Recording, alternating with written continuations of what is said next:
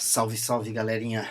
E aí, tudo tranquilo com vocês? Descansadinhos para a segunda rodada do ano? O ano do Porongavírus? Vocês entraram para a história, hein? Que sorte, cara, que sorte! Isso é que é destino! Gurizada, hoje a gente vai falar aí na aula 19, do grupo de escritores que forma a segunda fase do modernismo. Muito frequentemente vocês encontram autores dessa segunda geração, e a segunda geração vai de 1930 a 1945, e que ela abandona aquela ideia revolucionária, aquela ideia iconoclasta. Pessoal, mas o que é iconoclasta? Iconoclasta é aquele cara que destrói mitos. Estão ligados? Que o Leonardo da Vinci era um gênio e tal, e os iconoclastas eles derrubam esses mitos. Então, o pessoal da primeira fase chegou para derrubar os mitos, e o da segunda fase deixou de lado, até porque já tinha acontecido a revolução da primeira fase. Então, a gente diz que é uma evolução na medida em que ocorre um amadurecimento das conquistas da primeira fase, e também um acréscimo, porque esses autores vão trazer uma série de novidades aí para a literatura brasileira, e é disso que se trata a aula de hoje.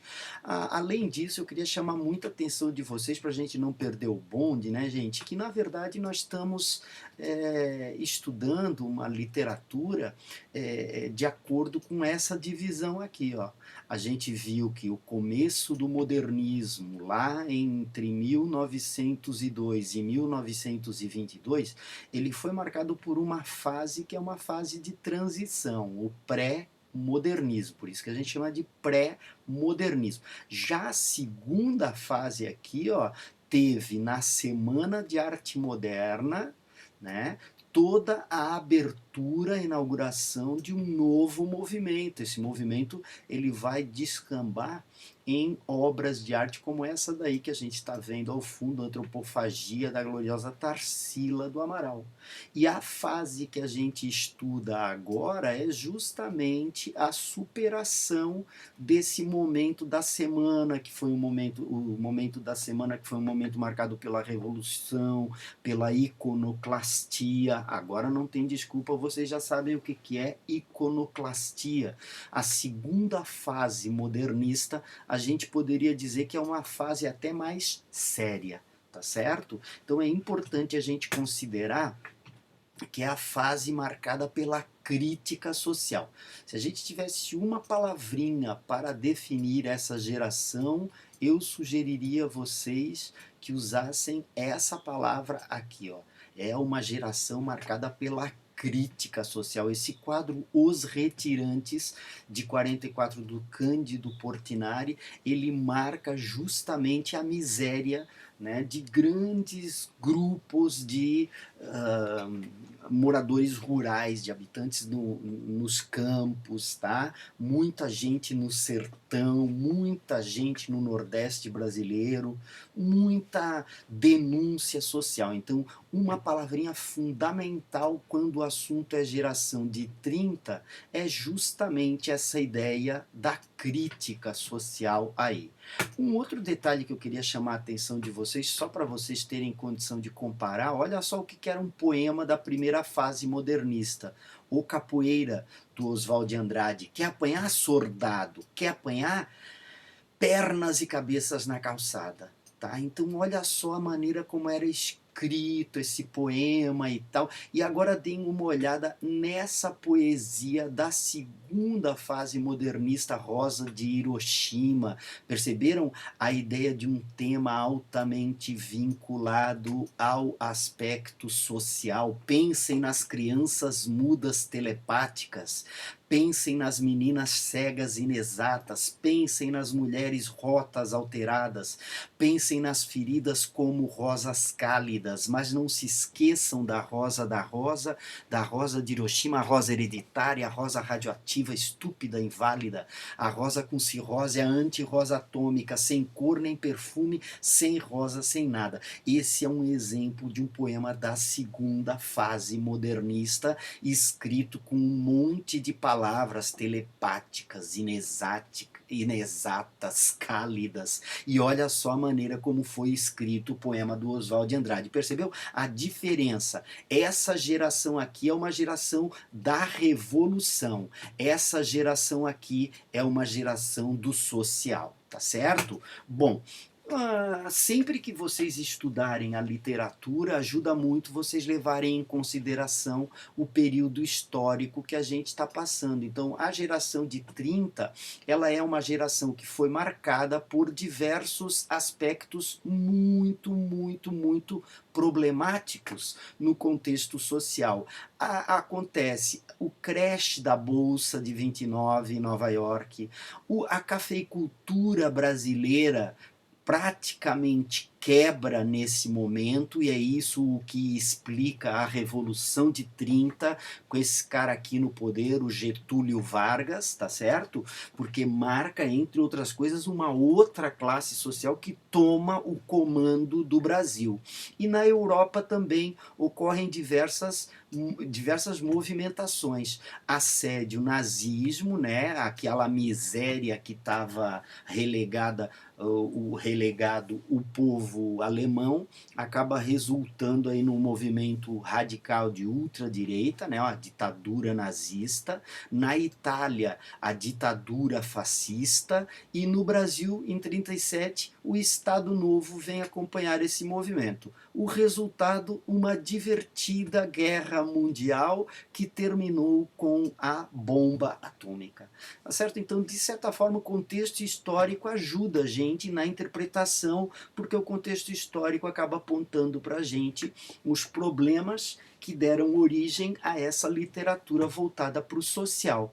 De forma geral, a gente pode pegar uma série de características do movimento. Vocês notem, gente, que esse movimento aí é um movimento no qual surge a obra Vidas Secas do Graciliano Ramos. O que é a obra Vidas Secas do Graciliano Ramos? É a história de uma família de retirantes nordestinos. Mas é interessante a gente perceber que o livro da Raquel de Queiroz, contemporâneo do livro do glorioso Graciliano Ramos, também tem a mesma temática das vidas secas. Tem uma amplitude maior, porque aí aparece uma professorinha, e essa professora Conceição, ela representa a emancipação feminina na década de 30, que ela foi uma marca muito característica. Lembra? É nessa época que as mulheres começam a trabalhar nas fábricas, é nessa época que começa a surgir as escolas das normalistas, que elas tinham também que virar professora, tinham que começar a trabalhar fora.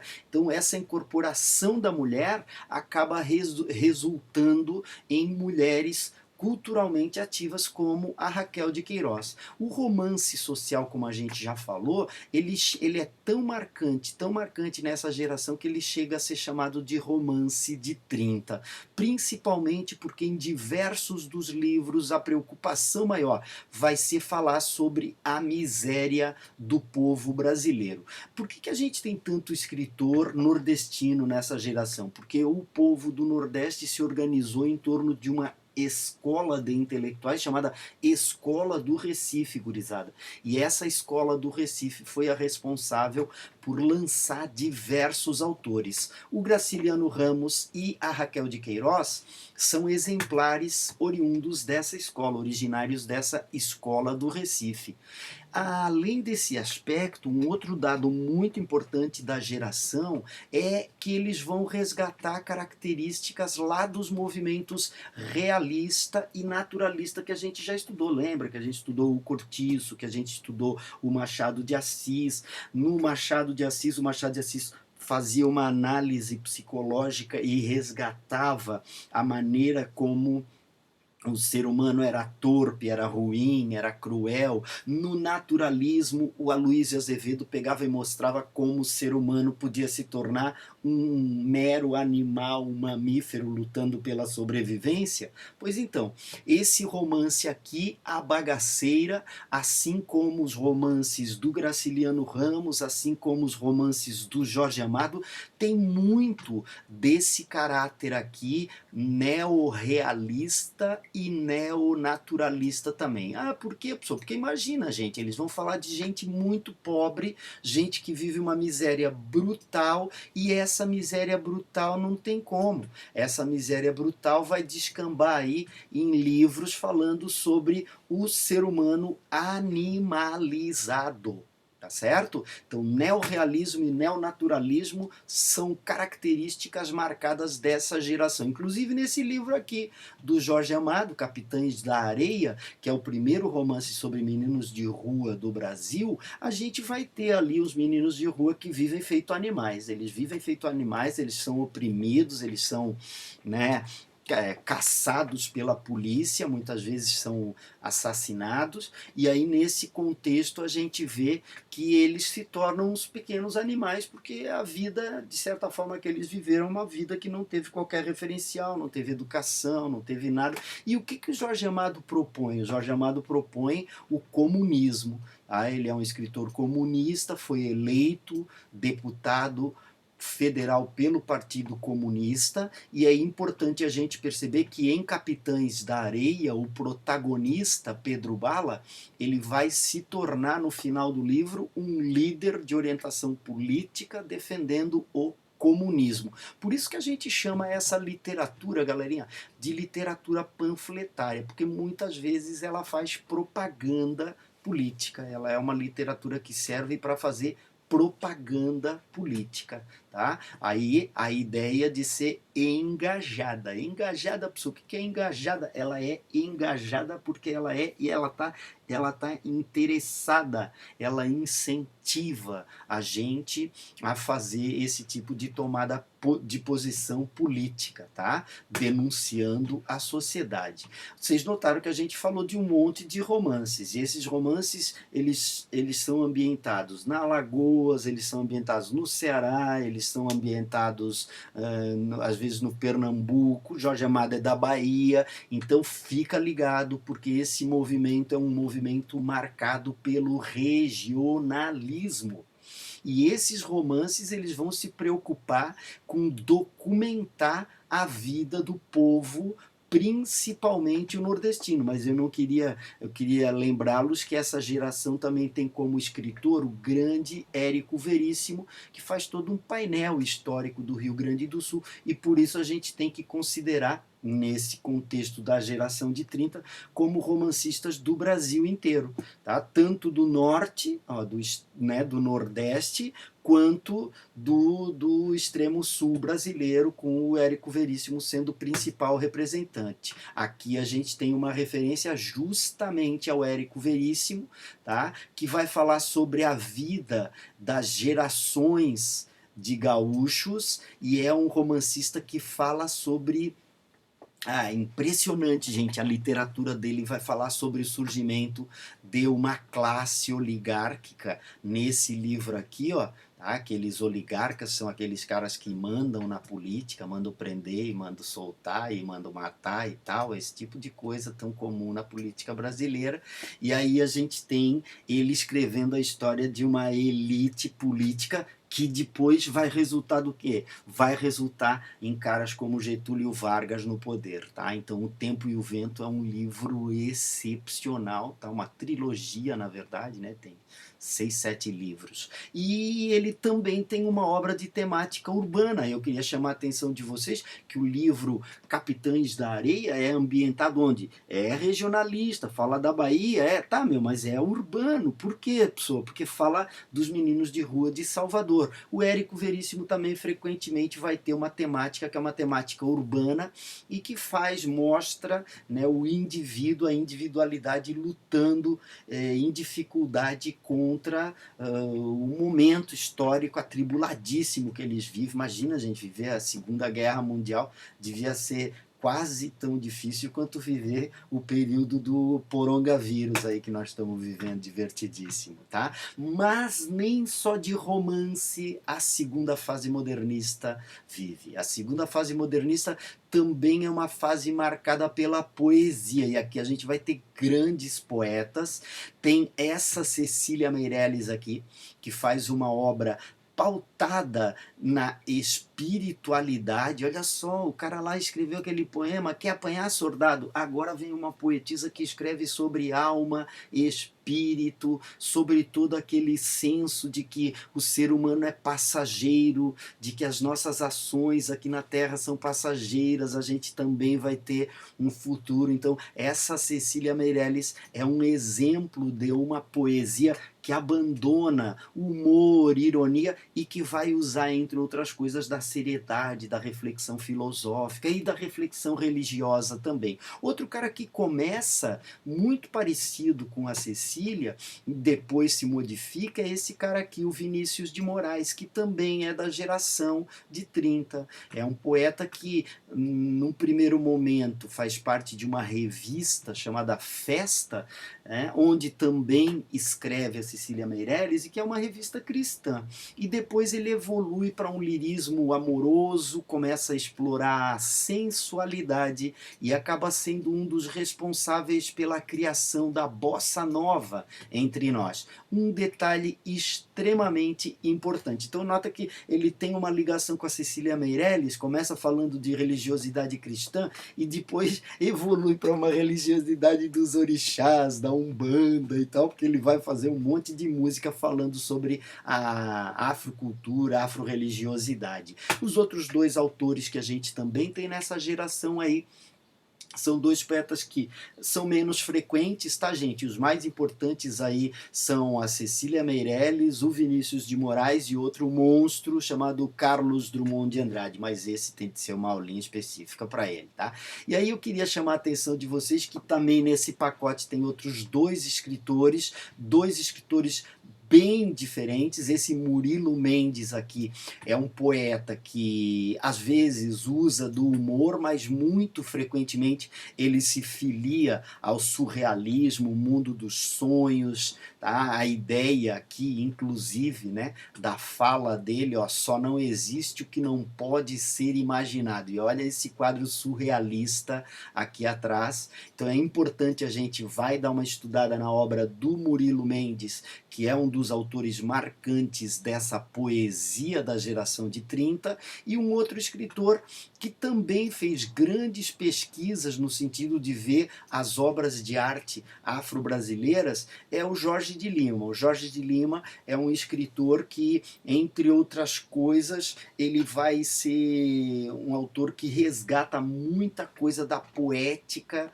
da negritude na cultura brasileira, tá? Então é muito importante. Dá uma olhadinha aqui como é que são essas perguntas. Olha só, pergunta que a gente tem aí no nosso material, texto da Raquel de Queiroz. Tem mais jeito não, esse já é de Nosso Senhor. Olha só a fala dele, cara. A fala desse personagem aqui é uma fala que vem de onde? Pô, vem lá da oralidade. Se vem da oralidade, sabe o que é isso aqui, gurizada? É uma conquista lá da Semana de Arte Moderna, é uma influência da primeira fase do modernismo. Então é assim que a gente tem que conseguir interpretar esse detalhe aí.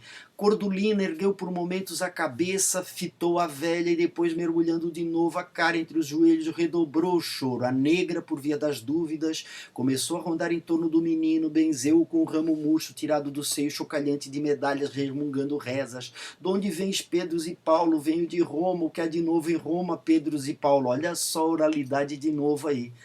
Chico Bento se encostara à vara da prensa, sem chapéu, a cabeça pendida, fitando dolorosamente a agonia do filho, e a criança, com um cirro cada vez mais forte e mais rouco, ia se acabando devagar, com a dureza e o tinido de um balão que vai espocar porque encheu demais. Olha a cena da morte da criança retratada pela Raquel de Queiroz no romance O 15. O trecho é exemplar de temas e procedimentos da chamada geração de 30, na medida em que Ah, olha só, na medida em que explora técnicas vanguardistas, expõe o drama social, critica a alienação, trabalha com vocabulário requintado, retrata o aspecto pitoresco, está aqui a resposta.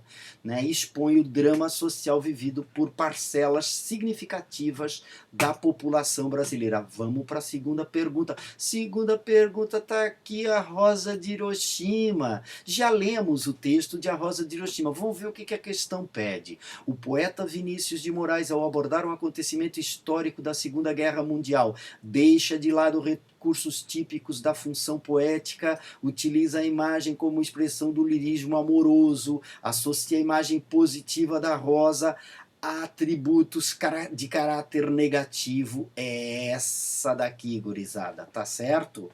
Gurizada, um abraço forte do Sor para vocês e vamos superar esse ano maldito do coronavírus, tudo junto, né? Cuidado, muito estudo, um abraço forte para vocês e ademã, les enfants.